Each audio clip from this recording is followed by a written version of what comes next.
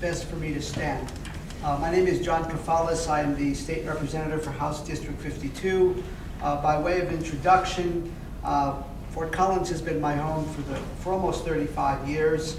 I'm a CSU graduate. I graduated in 1978. I've raised my family here.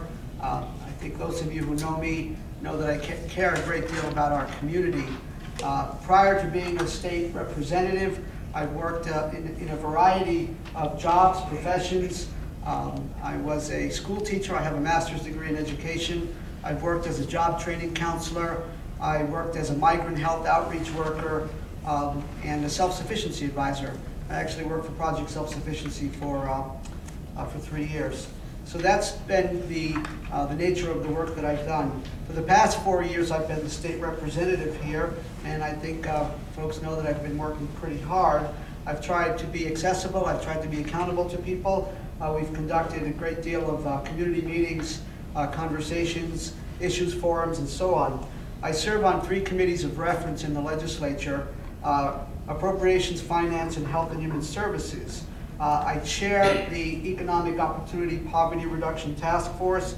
I'm the vice chair of the Select Committee on Child Welfare.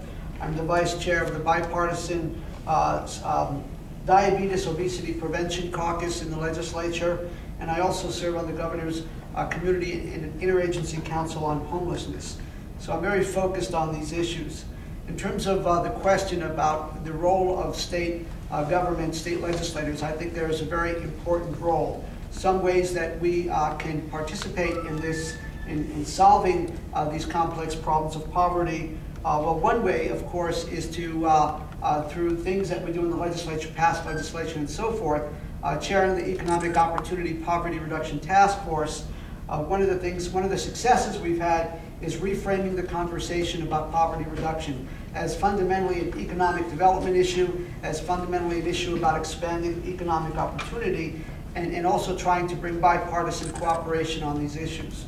So I think that's really, really critical. Other arenas that we can participate in this, in solving these problems are helping to develop fair tax and fiscal policies, because ultimately if we do a better job of addressing poverty and helping people have greater economic security, the taxpayers save money. Our safety net always needs to be out there. We need to make sure we have a resilient and effective safety net, but ultimately those people who wish to work want to work, and we need to help them get jobs.